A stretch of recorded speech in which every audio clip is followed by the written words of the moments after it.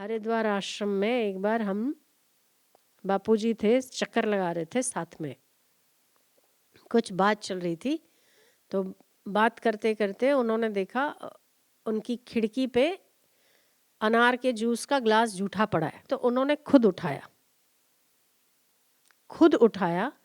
और खुद उसको धोया। किसी का जूठा ग्लास खुद उठा के खुद जो धोए, और शिष्यों के लिए वो शर्मजनक बात है कि गुरु जूठा किसी का उठाए और वो धोए, उसे डूब मरना चाहिए।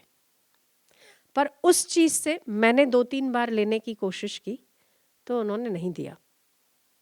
और फिर एक ही चीज मुझे बोली कि केवल जो स्टेज पर बैठे हुए चेले सम्मान देते हैं, वो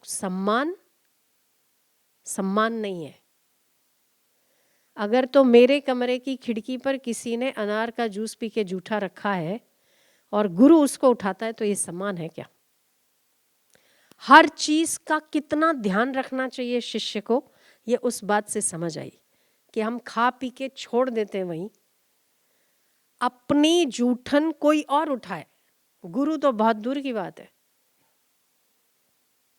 उसे इतना शर्मिंदा होना पड़ा इस बात के लिए। जो रसोइया था उसी की गलती थी, उसी ने अनार का जूस पिया होगा और वहाँ रखा होगा। 2 मिनट भी नहीं लगती थी कि उठा के चलो, उसका ध्यान नहीं गया।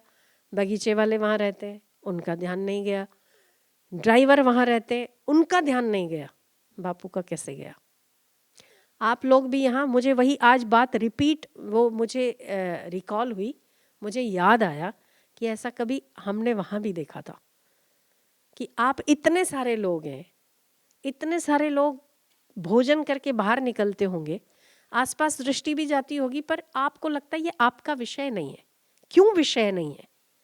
क्यों हमारे दिमाग में ये लगता है कि मेरा विषय वही है जो मुझे सौंपा गया या जो मैं कर रहा हूँ? पूरे आश्रम की साफ सफाई रखना, अगर कहीं कुछ ऊपर नीचे दिखता है, वो करना हर उस व्यक्ति की जिम्मेदारी है जो उस आश्रम में रहता है, खाता है, पीता है, स्नेह लेता है, अपनी उन्नति का 4 वचन सुनता है। उस हर व्यक्ति का जिम्मा है आश्रम को ठीक ठाक रखना।